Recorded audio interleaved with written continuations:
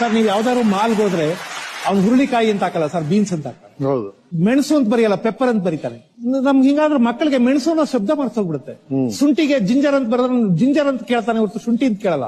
ಬರ್ತಾ ಬರ್ತಾ ಕನ್ನಡ ಶಬ್ದಗಳೇ ಹೋಗ್ಬಿಟ್ರೆ ಅದಕ್ಕೆ ಅದನ್ನ ಮನಸ್ಸಲ್ಲಿ ಇಟ್ಕೊಂಡು ಈ ಹಾಡು ಬರ್ದೆ. ಕನ್ನಡನ ಇಂಗ್ಲಿಷ್ ನುಂಗಿತ್ತ ನೋಡವ್ವ ತಂಗಿ, ಕನ್ನಡನ ಇಂಗ್ಲಿಷ್ ನುಂಗಿತ್ತ, ಕನ್ನಡನ ಇಂಗ್ಲಿಷ್ ನುಂಗಿತ್ತ ನೋಡವ್ವ ತಂಗಿ, ಕನ್ನಡನ ಇಂಗ್ಲಿಷ್ ನುಂಗಿತ್ತ. ಸ್ಕೂಲು ಶಾಲೆಯ ನುಂಗಿ, ಕ್ಲಾಸು ತರಗತಿಯ ನುಂಗಿ, ಸ್ಕೂಲು ಶಾಲೆಯ ನುಂಗಿ, ಕ್ಲಾಸು ತರಗತಿಯ ನುಂಗಿ, ಬರಿಗಾಲಲ್ಲಿ ನಡೆಯುವ ಸುಖವ ಬೂಟು ನುಂಗಿತ್ತ ತಂಗಿ, ಕನ್ನಡನ ಇಂಗ್ಲಿಷ್ ನುಂಗಿತ್ತ. ಕೀಬೋರ್ಡು ಬರಹವ ನುಂಗಿ, ನೋಟ್ ಪ್ಯಾಡು ಪುಸ್ತಕ ನುಂಗಿ, ಕುಶಲಕ್ಷೇಮದ ಪತ್ರಗಳನ್ನ SMS ನುಂಗಿತ್ತ ತಂಗಿ, ಕನ್ನಡನ ಇಂಗ್ಲಿಷ್ ನುಂಗಿತ್ತ.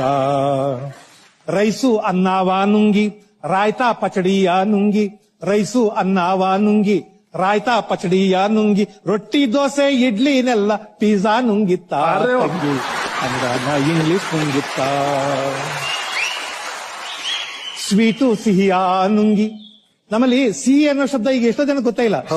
ಸ್ವೀಟು ಸ್ವೀಟು ಸಿಹಿಯ ನುಂಗಿ, ಸ್ಪೈಸಿ ಖಾರಾವ ನುಂಗಿ, ಸ್ವೀಟು ಸಿಹಿಯ ನುಂಗಿ, ಸ್ಪೈಸಿ ಖಾರಾವ ನುಂಗಿ, ಹಾಲೊಬ್ಬಟ್ಟು ತಂಬಿಟ್ಟುಗಳ ಕೇಕು ನುಂಗಿತ್ತ ತಂಗಿ, ಕನ್ನಡನ.